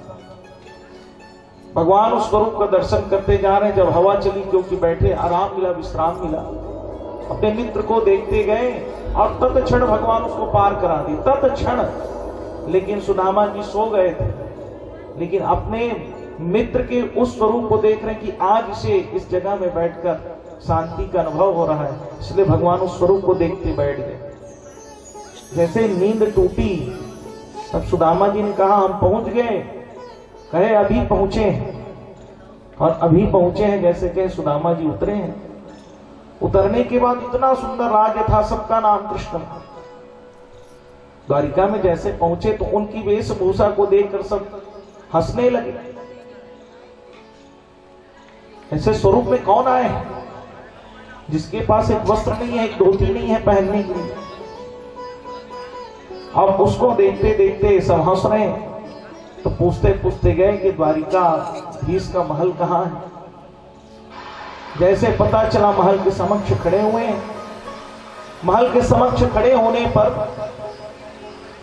सैनिक वहां थे। सैनिकों से पूछे कि यहाँ कृष्ण कहाँ रहता है। तो कृष्ण कहाँ रहता है जब पूछे, सैनिकों ने कहा कि कौन से कृष्ण के बारे में पूछ रहे थे। जब इस प्रकार से पूछे तो कहे यहाँ का जो राजा कृष्ण है वो कहाँ रहता है। कहे उनसे क्या काम है। कहे वो मेरे सखा हैं। और सखा कहे तो जितने वहां सैनिक थे हंसने लगे, उपहास करने लगे। ब्राह्मण, तेरी बुद्धि भ्रमित हो गई है क्या, या तूने कई दिन से कुछ खाया नहीं है इसलिए तुझे बोध नहीं हो रहा है क्या बोल रहा है। तेरे पास एक वस्त्र नहीं है पहनने के लिए और इतने बड़े राजा को तू सखा कहता है। जब हंसे तो सुदामा जी को बड़ा दुख हुआ। सुदामा जी मुड़ गए और वही जो सैनिक खड़े थे उसके मन में भाव आया कि ब्राह्मण आया है। वो दौड़ते दौड़ते चला। सुदामा जी मुड़ रहे हैं, दौड़ते दौड़ते गया और मंत्रिमंडल की बैठक लगी थी। उस बैठक में बिना अनुमति के प्रवेश नहीं था, लेकिन जब वो पहुंचा तो भगवान ने पूछा ऐसी क्या बात हो गई कि तुम यहां आए हो। सभी मंत्रिमंडल बैठे हुए थे। रुक्मिणी मैया खड़ी थी, सत्यभामा मैया खड़ी थी, जामवती मैया खड़ी थी और सब के सब जब वहां खड़े थे तो बताए बतावत आपन नाम सुदामा, जैसे कहे सुदामा। तो उसी समय जैसे सुदामा कहे हैं तो भगवान वहां से उठ खड़े हुए और उठ खड़े हुए भगवान तुरंत जो है और दौड़ने लगे। और दौड़ने लगे तो भगवान जो है चरण पादुका को छोड़ दिए। बताइए, चरण पादुका को छोड़ दिए भगवान। और भगवान के जो है आज पीतांबर गिर पड़ा, माला गिर पड़ी। बतावत आपन नाम सुदामा, जैसे सुदामा कहे तो तुरंत दौड़े भगवान। रुक्मिणी मैया ने सोचा ऐसे कौन आए हैं जिसके लिए आज ये भगवान श्याम सुंदर दौड़ रहे हैं। और जैसे दौड़ते दौड़ते गए सभी सैनिक जो अचंभित हो गए भगवान को देखकर। मेरा मित्र सुदामा आया है, मेरा मित्र सुदामा आया है, इस भाव को देखे। और जैसे दौड़ते दौड़ते गए, सुदामा जी बोल रहे थे आज अपने मेरे और हृदय से धारण कर लिए। बोलो सुदामा जी महाराज की। ऐसे अपने मित्र को हृदय से धारण कर लिए। आज जो सैनिक कह रहे थे, अपमान कर रहे थे, आज जो है उनको दुख हुआ कि हमने ब्राह्मण का अपमान कर दिया। और उनको हृदय से लगाकर आज जो है सुदामा जी महाराज को भगवान अपने हाथ पकड़ कर लेकर आ रहे। और उनके स्वरूप को रुक्मिणी मैया ने देखा, जिसके लिए भगवान दौड़ के चले गए। बताइए, फटी हुई धोती जो पहने हुए हैं उसको देखकर। तो जब इस प्रकार से आज उनके स्वरूप को देख रही हैं तो भगवान ने स्वयं अपने सिंहासन में विद्यमान करा दी, बैठा दिए सुदामा जी महाराज को। और बैठाने के बाद अपने लगे हुए हैं, पैरों में चरण की पादुका नहीं है। बताइए, चरण पादुका धारण नहीं किए। बताइए, उस स्वरूप को देखकर आज भगवान के नैन से अश्रुपात होने लगे अपने मित्र के चरणों को देखकर। देखी सुदामा की दीन दशा, करुणा करके करुणानिधि रोए। देखी सुदामा की दीन दशा, करुणा करके करुणानिधि रोए। पानी परात को हाथ छुयो नहीं, पानी परात को हाथ छुयो नहीं, पानी परात को हाथ छुयो नहीं, पानी परात को हाथ छुयो नहीं। मैदान के जल को पग धोए।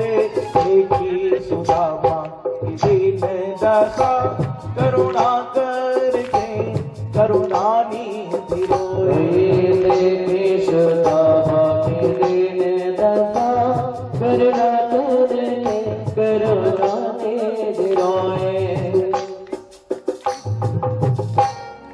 इस प्रकार से देखी सुदामा की दीन दशा, करुणा करके करुणानिधि रोए।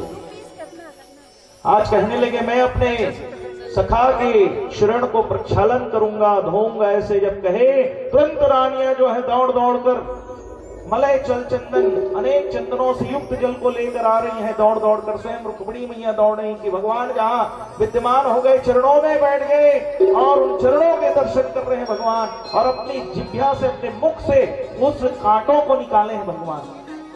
मानो सुखदेव जी महाराज बता रहे हैं कि वो कांटे भी धन्य हैं जो ब्राह्मण के चरणों में पड़े, वो कांटे भी धन्य हैं। वो कांटे भी कह रहे हैं कि हम इन चरणों को नहीं छोड़ेंगे, क्योंकि इन चरणों को यदि हमने स्पर्श किया है तभी भगवान अपने मुख से हमको निकाल रहे हैं। हम भी धन्य हो गए, कहे बोलो सुदामा जी महाराज की धन्य है।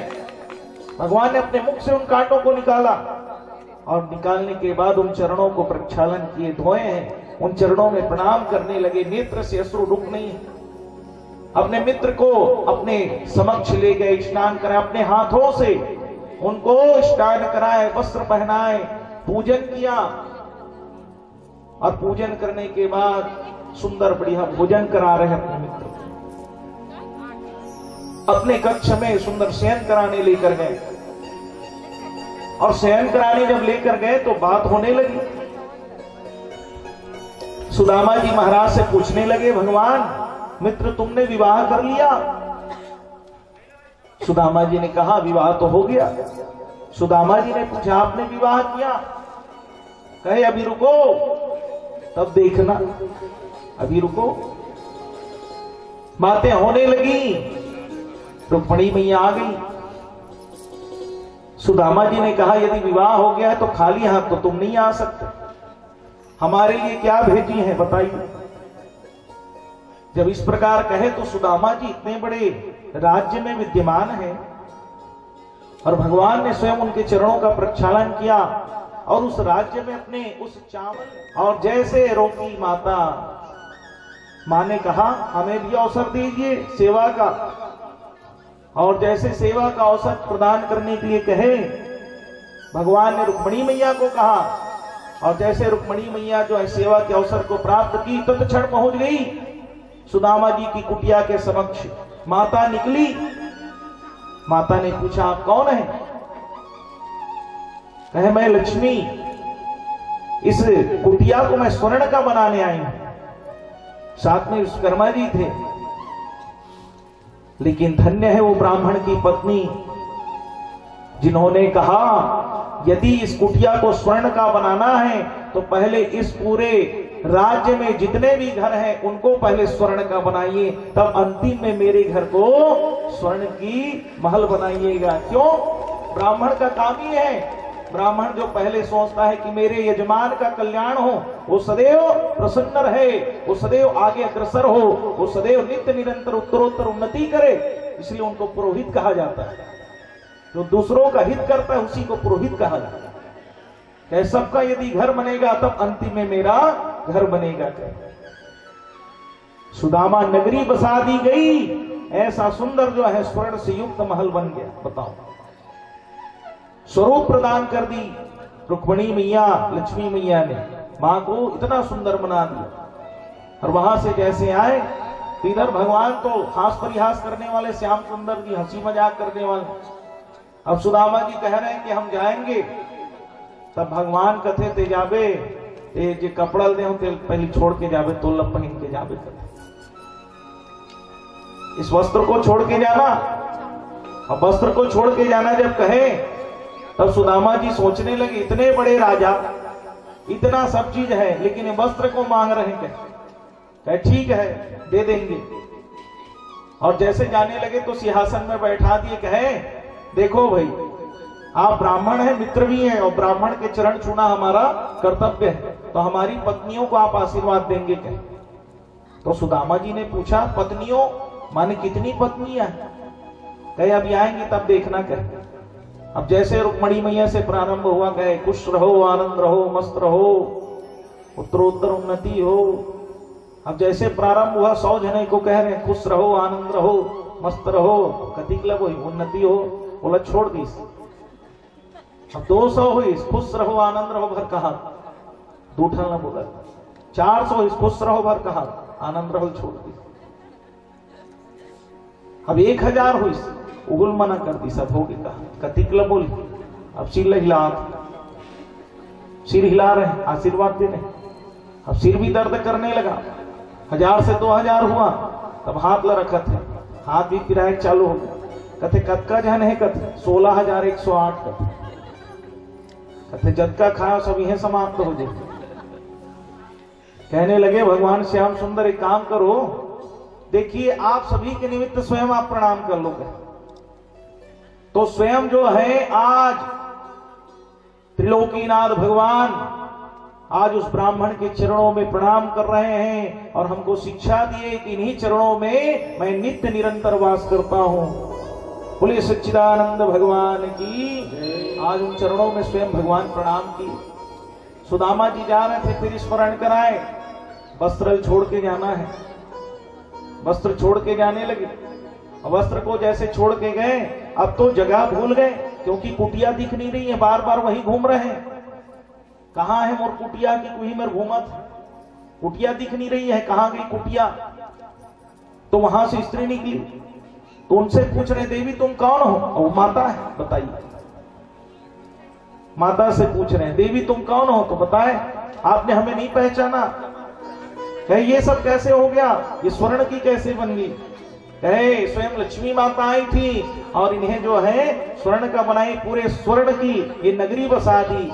तब सुदामा जी हंसने लगे हे प्रभु आपने वहां वस्त्र रख लिए और यहाँ सर्वस्व दे दिया।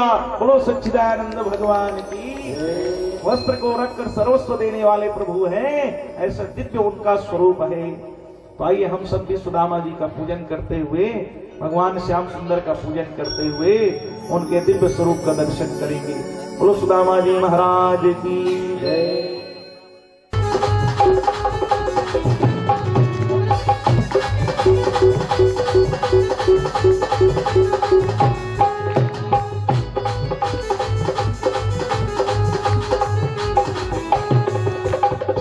हरे दार पालो कभी आस कह दो। हरे दार पालो गरीब है भटकते भटकते न जाने कहाँ से। भटकते भटकते न जाने कहाँ से। तुम्हारे महल के करीब है तुम्हारे महल के करीब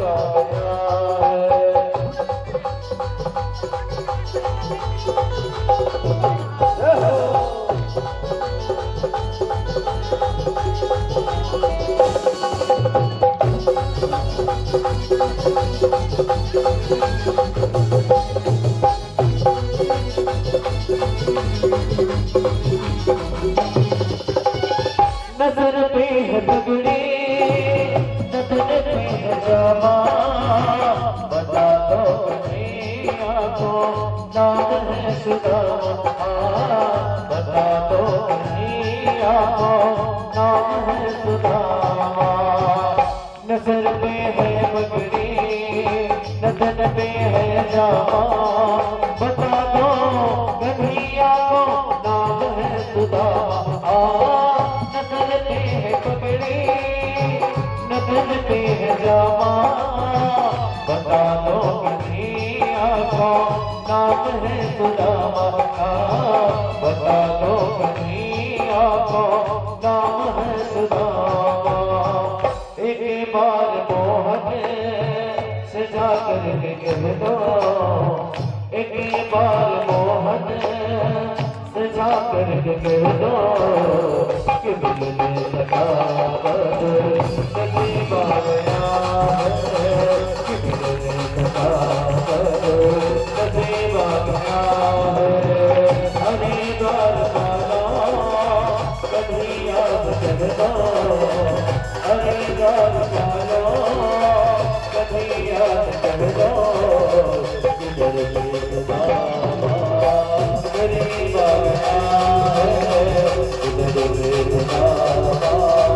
गरीब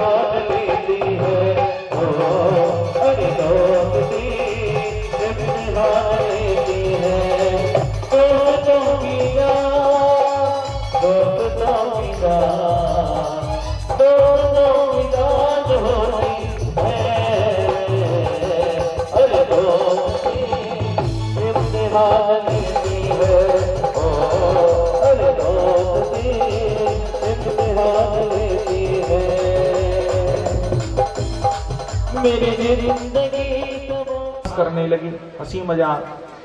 तो एक ने क्या किया, साड़ी को पहनकर उसके ऊपर में लोहे का पात्र रख के कपड़े से बांधकर सिर को ढककर ऋषिगण के समक्ष पहुंच गए और ऋषिगण से कहने लगे, ये बताइए कि हमारे उदर में पुत्र है कि पुत्री? उदर में पुत्र है कि पुत्री? प्रश्न करने लगे। तो त्रिकालज्ञ दुर्वासा जी विद्यमान थे, बड़े बड़े महात्मा विद्यमान थे। नेत्र बंद किए तो पता चला ये तो लोहे का पात्र है। कहने लगे, जो तुम्हारे उदर में है उसी से तुम्हारे संपूर्ण कुल का नाश हो जाएगा। कहते श्राप दे दिया। जब श्राप लगा तो दौड़ने लगे भगवान के समक्ष, क्षमा करिए प्रभु, क्षमा करिए, हमसे अपराध हो गया। भगवान ने कहा, संतों के श्राप को भगवंत भी नहीं काटते हैं। कहे, अब ये तो अपराध हो गया है, अब क्या करें? कहे, जाओ वो जो पात्र है उसको घिस कर पूरा समाप्त कर दो। नदी किनारे गए और घिस कर उसको समाप्त किए और चूरा जो बचा उस चूरा को वही फेंक दिया। और लोहे के छोटे से पात्र को कहने लगे, इससे क्या हमारा कुल का नाश हो जाएगा? और फेंक दिया उसको नदी में। फेंकने के उपरांत में जाने लगे, और जब जा रहे थे तो भगवान ने कहा यहाँ पूजन होगा, अपने प्रायश्चित करेंगे। यहाँ पूजन करके अपने कर्मों का पूजन किया गया। पूजन के बाद इन्होंने मैरियक नाम की मदिरा पी, और मदिरा को पीने के बाद मैं की भावना, मदिरा में माने मैं के कारण एक दूसरे से लड़ने लगे। और जब लड़ने लगे एक दूसरे से, इतना भयंकर युद्ध हुआ कि अस्त्र शस्त्र टूट गए। और अस्त्र शस्त्र टूटे तो घास जो नीचे में थी, जगी थी, उस घास को फेंक कर मारे, तो उस घास से मृत्यु होने लगी। कहे अस्त्र शस्त्र से जब मृत्यु नहीं तो घास से क्यों हुई? तो कहे वो जो चूरा बचा था संतों के श्राप के कारण, वो चूरा जो है उसी घास में था, इस कारण से वो घास जो है शस्त्र से भी ज्यादा भयंकर बन गई, और एक दूसरे को मारने लगे और मृत्यु को प्राप्त होने लगे। यदुकुल का समस्त संहार हुआ। भगवान को दुख हुआ, भगवान जाकर वृक्ष के नीचे बैठ गए, और इसी को आज जो है, जो लोहे का बचा हुआ था लोहा, उसको फेंका गया। उसे जरा नाम का वहलिया माने शिकारी, उसने उस लोहे को प्राप्त कर लिया और उससे बाण बना लिया। तो भगवान के चरणों में, भगवान के एक पैर के ऊपर में दूसरा पैर था, और दोनों पैर को भगवान हिला रहे थे। तो जरा नाम का जो वहलिया था दूर से देख रहा था, उसने देखा ये दोनों चरण तो हिरण के मुख के समान प्रतीत हो रहे हैं, इतने कोमल चरण थे भगवान के। तो उनको देखकर लगा कि यदि ये हिरण है तो अपने बाण का संधान करके इसका प्रयोग किया जाए। बाण को चलाने के लिए उसने रखा, और भगवान सब जान रहे ना, चारों तरफ देवतागण देख रहे हैं कि भगवान के आगमन का समय हो गया। और भगवान के आगमन के लिए सब जो है यक्ष, किन्नर, गंधर्व, अप्सराएं सब नृत्य करना प्रारंभ कर दी। और जैसे प्रारंभ हुआ तो यहाँ जैसे ही बाण चलाया गया, भगवान के चरणों में जाकर बाण लगा, और भगवान के लिए दिव्य विमान आ गया। बोलो भक्तोत्सल भगवान की। भगवान जो है जैसे स्वधाम जाने लगे, सब कहने लगे, प्रभु कलयुग में आपका दर्शन कहाँ होगा? तो कहे श्रीमद् भागवतम शास्त्रम, केवल भागवत के शास्त्र के दर्शन मात्र से ही मेरे दोनों युगल चरणों का दर्शन उस जीव को प्राप्त हो जाएगा। ऐसा कह के भगवान वैकुंठ को गए। बोलो लक्ष्मी नारायण भगवान की। पुष्प वर्षा होने लगी, पुष्प वर्षा भगवान के लिए करने लगे। यक्ष, किन्नर, गंधर्व जय जयकार करने लगे। बोलो भागवत महापुराण की जय हो। ऐसे पुष्प वर्षा हो रही भगवान के लिए। जैसे पुष्प वर्षा हुई, भगवान स्वधाम गमन किए। परीक्षित को पूछा, और क्या जानना चाहते हो? कहे और कुछ नहीं है, भाव। भागवत को सुनकर मेरा मन भगवान में लग गया। अब संसार से कुछ हमारे मन में संसारिक भावना ही नहीं है, अब केवल मुक्ति की भावना है। और मुक्ति की भावना जैसे कहे, आज सुखदेव जी महाराज के चरणों का पूजन किए। पूजन करने के उपरांत सुखदेव जी अपने आसंदी को छोड़ कर गए। जैसे जाने लगे तो आज स्वयं तक्षक को परीक्षित जी महाराज ने स्मरण किया, आओ तक्षक। क्यों? क्योंकि मृत्यु का भय ही समाप्त हो गया। तक्षक नाग आया, लेकिन शरीर को स्पर्श कर पाया, आत्मा को नहीं कर पाया। आत्मा तो मुक्त हो गई भगवान में। और जैसे ही स्पर्श हुआ, उसी समय दिव्य विमान आया और भगवान के पार्षद पहुंचे हैं। धन्य धन्य भागवती कथा, धन्य धन्य भागवती वार्ता, धन्य है वो भागवत की कथा, धन्य है वो कथा को श्रवण करने वाला जीव। ऐसा कह के विमान आया, और उस विमान में स्वयं जो परीक्षित जी महाराज विद्यमान हुए और भगवान के स्वधाम को गए।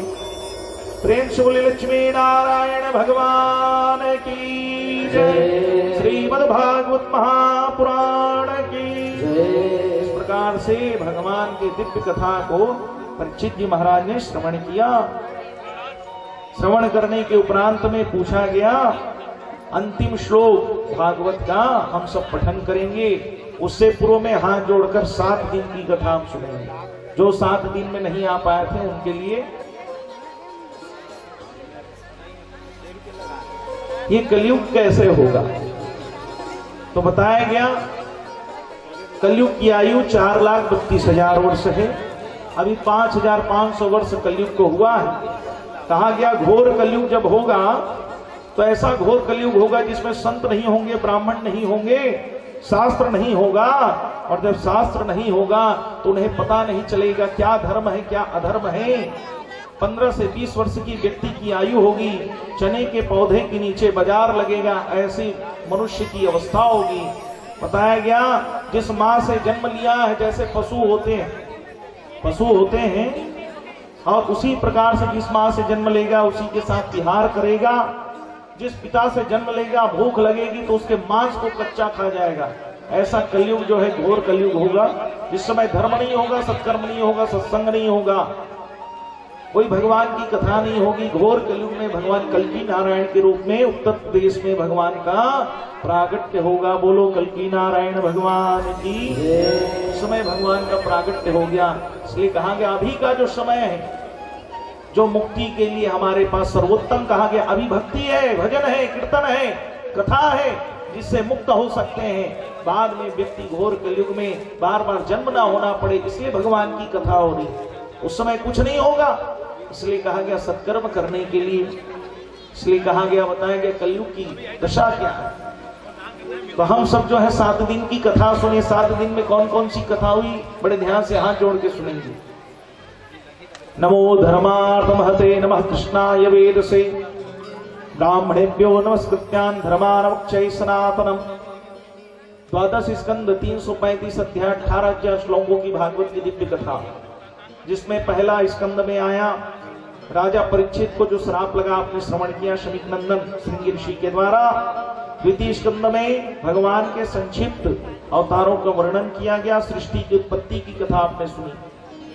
तृतीय स्कंद में बताया गया किस प्रकार से मैत्रेय जी का चरित्र आया, वराह अवतार हुआ, जय विजय को सनकादिक के द्वारा श्राप लगा, हिरण्यकश्यप का उद्धार, हिरण्याक्ष का उद्धार भगवान किए। चतुर्थ स्कंद में मनु जी महाराज की कन्याओं का वंश वर्णन आया, जिसमें ध्रुव जी का चरित्र बताया गया।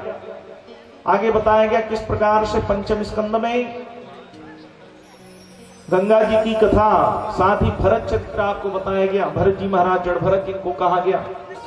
षष्ठम स्कंद में जामिल की कथा बताई गई। उसके उपरांत सप्तम स्कंद में प्रहलाद जी का चरित्र हुआ, गृहस्थ आश्रम के सदाचार को बताया गया। अष्टम स्कंद में गजेंद्र मोक्ष की कथा हुई, वामन जी का अवतार हुआ। नवम स्कंद में भगवान भगीरथ महाराज की कथा, सुद्युम्न की कथा, सगर चरित्र हुआ। दसम स्कंद में भगवान कृष्ण का अवतार हुआ, उनकी कथा बताई गई। सुदामा पर किस प्रकार से कृपा की, एक कथा भी आप लोगों ने सुना। एकादश स्कंद में अभी यदुकुल का कैसे क्षय हुआ, इसको आपने सुना, कैसे संहार हुआ। द्वादश स्कंद में अभी कलयुग कैसे होगा, कितने वर्ष की आयु है, ये बताया गया। इस प्रकार से 12 स्कंद की ये कथा है। बोलो श्रीमद् भागवत महापुराण की अंतिम श्लोक भागवत का सब साथ में बोलेंगे। नाम संकीर्तनम यस्य, नाम संकीर्तनम यस्य, सर्व पाप प्रणाशनम, सर्व पाप प्रणाशनम, प्रणामो दुःख शमनश्च, प्रणामो दुःख शमनः, तं नमामि हरिं परम, तं नमामि हरिं परम। अंतिम बताया गया श्रीमद् भागवत में नाम संकीर्तनम यस्य सर्व पाप प्रणाशनम। भागवत नाम संकीर्तन करने मात्र से ही व्यक्ति की मुक्ति हो सकती है। प्रणामो दुख शमनश्च, जो भागवत को प्रणाम करेगा उसके दुख का शमन होता है। इसलिए कहेंगे नाम संकीर्तनम यस्य सर्व पाप प्रणाशनम, प्रणामो दुख शमनश्च, तम नमामि हरिं परम, और वो परमात्मा के चरणों को प्राप्त करता है। बोलो सच्चिदानंद भगवान की। इस प्रकार से आप सबके समक्ष भगवती गीता है। गीता में आप तुलसी पत्र डालते हुए गीता का श्रवण भी करेंगे और साथ में गीता का दान भी होगा, उसके उपरांत में यज्ञ होगा। इनके पास गीता क्षेत्र संवेता युष्मा आज कहने लगे, जिस समय अर्जुन के मन में विषाद हो गया, दुख हो गया, अर्जुन के मन में जब विषाद हुआ, दुख हुआ, देखा कि सामने कौन खड़े हैं, मेरे पितामह खड़े हैं, मेरे भाई खड़े हैं, और ये सब खड़े हैं, तो इन समय कैसे युद्ध कर सकता हूं? युद्ध तो नहीं कर सकता इनसे। क्यों? क्योंकि ये मेरे परिवार के हैं, मेरे भाई हैं। आज भगवान कहने लगे अर्जुन तुम्हारे मन में ये भाव क्यों उत्पन्न हो रहा है? अर्जुन ने कहा मेरे सामने, मेरे समक्ष जिसके साथ मैं रहा, जिनसे मैंने शिक्षा लिया, ये मेरे सामने खड़े, इनसे मैं कैसे युद्ध कर सकता हूं? तब भगवान कहे ये धर्म और अधर्म का युद्ध है। धर्म दूसर सत्य समाना, आगम निगम पुराण बताना। ये धर्म क्या है? सत्य के मार्ग में चलना ही धर्म है। इसी को बताया गया, हे अर्जुन तू किसी व्यक्ति को नहीं मार रहा है, यहाँ जो खड़े हुए हैं अधर्म से युक्त हैं, तो सत्य के मार्ग में चलता हुआ युद्ध करेगा, तभी भगवान के चरणारविंद को प्राप्त करेगा। यहाँ तो माध्यम है, और जब माध्यम है कहे तो अर्जुन के मन में कहीं ना कहीं विषाद हो गया, दुख हो गया, मैं युद्ध तो नहीं कर सकता। इतना बड़ा गांडीवधारी अर्जुन आज हाथ से धनुष छूट गया, बाण छूट गए, और बाण जब छूटे तो भगवान सब देख रहे हैं। भगवान ने कहा तुम्हें तो युद्ध करना पड़ेगा, क्योंकि सारथी बनकर सत्य के रूप में मैं तुम्हारे साथ हूं। जब इस प्रकार कहने लगे तो अर्जुन के मन का जो विषाद है, दुख है, जा नहीं रहा था। तब भगवान ने कहा जो सूर्य देखता है, सूर्य जो तपता है वो तपमय है। जब वर्षा होती है तो वर्षा की जो जल गिरती है और जमीन से जो सुगंध उत्पन्न होती है वो सुगंधमय है। यहाँ जो अमृत के रूप में तू ग्रहण करता है वो मैं हूं, और जो विष ग्रहण करता है वो भी मैं हूं। कहने का भाव क्या है? सब में मैं हूं। ये तू सोचता है कि तू कर रहा है, परंतु करता भी मैं हूं, और इस संपूर्ण सृष्टि की रचना का कार्य मैंने लिया, फिर भी मेरे मन में कोई दुख नहीं होता। ये सृष्टि एक समय के बाद प्रलय को चली जाती है, फिर भी मेरे मन में कोई भय नहीं होता, कोई दुख नहीं होता। तो इसलिए तो ऐसा मत सोच कि ये तू कर रहा है, तू सत्कर्म कर, और सत्कर्म करते हुए तो युद्ध कर। परंतु अर्जुन के मन में कहीं ना कहीं विषाद फिर उत्पन्न हुआ। तब भगवान कहने लगे अर्जुन, भगवती गीता का अर्थ क्या है? धर्म क्षेत्र, जिस कार्य को करने के लिए तुम बैठे हो उसके मन में यदि विषाद उत्पन्न हो रहा है, दुख उत्पन्न हो रहा है, कहीं ना कहीं हमारे मन में मोह की भावना उत्पन्न हो रही है, माया की भावना उत्पन्न हो रही है, तो कहीं ना कहीं ये कथा हमारे लिए सार्थक नहीं हो पाती। उसी प्रकार से मैं तुम्हें उपदेश कर रहा हूं, और उपदेश करने के बाद भी तुम्हारे मन में कहीं मोह है, और कहीं ना कहीं तुम्हें पितामह दिख रहे हैं और भाई दिख रहे हैं, तो तुम्हारे मन का जो भाव है अभी समाप्त नहीं हुआ है। जब इस प्रकार से समझाने लगे तो अर्जुन के मन में भाव उत्पन्न हुआ। अर्जुन ने कहा यदि मैं इनको मारूंगा राज्य के लिए, तो इनमें और मेरे में भेद क्या है बताइए? भाई राज्य के लिए मैं इनको मार रहा हूं, तो ये भी हिंसा करने वाले, मैं भी हिंसा कर रहा हूं, तो उनमें और मेरे में भेद क्या है? तब भगवान कहने लगे ये हिंसा नहीं है, धर्म के लिए लड़ना, धर्मो रक्षति रक्षिता, धर्म की रक्षा के लिए लड़ना, इसको हिंसा नहीं कहा गया, अपने कर्तव्य को निर्भंग कहा गया। परंतु ये अपने निजी स्वार्थ को रखकर युद्ध करने आए हैं, क्योंकि इनके मन में संतोष नहीं है, अधर्म से युक्त जीवन जी रहे हैं। इसी को तुमको जानना है कि सदैव धर्म के मार्ग में चलना है। अर्जुन के जीवन में कितनी समस्याएं, कितना दुख आया, फिर भी अर्जुन ने अपने धैर्य को नहीं खोया, भगवान साथ में थे। इसी को भाव को प्रकट किया गया, जिसके समक्ष नाना प्रकार के दुख आते हैं, परेशानियां आती हैं धर्म के मार्ग में, लेकिन भगवान कभी साथ नहीं छोड़ते। सत्य का साथ बहुत कम व्यक्ति देते हैं, सत्य के साथ में जो असत्य के साथ है वो कभी नहीं आते सत्य के साथ। परिवार ने साथ छोड़ दिया, परिवार युद्ध के लिए खड़े हो गए अर्जुन के, लेकिन भगवान ने साथ छोड़ा क्या बताइए? भगवान ने साथ नहीं छोड़ा। इसी को कहा गया सत्य के साथ कौन रहते हैं? स्वयं परमात्मा। भले संसार आपके साथ में रहे, असत्य आप कर रहे हैं, लेकिन भगवान जब सत्य के रूप में आते हैं तो असत्य को हारना पड़ता है। इसी बात को हमको जानना है। गीता में कहा गया सांख्य योग के बारे में, संन्यास योग के बारे में। संन्यास योग क्या है? जिस समय हमारे मन के हर भाव पूर्ण हो जाते हैं, कोई इच्छा ही प्रकट नहीं होती, उसको कहा गया संन्यास योग। विरक्त की भावना जब उत्पन्न हो जाती है, कहने लगे संसार में कुछ है नहीं, मिथ्या है संसार, इस भाव को जो जान लेता उसको संन्यास योग कहा गया। और उन संन्यास योगों के माध्यम से भगवान को प्राप्त किया जाता है। एक भक्ति योग के बारे में बताया गया, जो संत होते हैं संन्यास योग से चले जाते हैं, परंतु गृहस्थ के लिए भक्ति योग बताया गया। भक्ति करते करते नित्य स्मरण करके भगवान की भक्ति प्राप्त करके मनुष्य जो है भगवान के समक्ष जाता है। इसी भाव को व्यक्त किया गया है, आज बताया गया भगवती गीता में जिस वस्तु को हम देखते हैं उस वस्तु में परमात्मा है। भगवान इसको स्पष्ट कर रहे हैं अर्जुन के समक्ष। ये संपूर्ण सृष्टि एक माले में गुथी हुई है और माले में अनेक प्रकार के मोतियां होती हैं। हम उन मोतियों को देख रहे हैं, माले को नहीं देख पाते। तो ये जो माले को धारण जो किया है उस माला को, वो परमात्मा है। हम मोतियों में देख रहे हैं संसार को, रिश्ते को, नाते को, समाज को।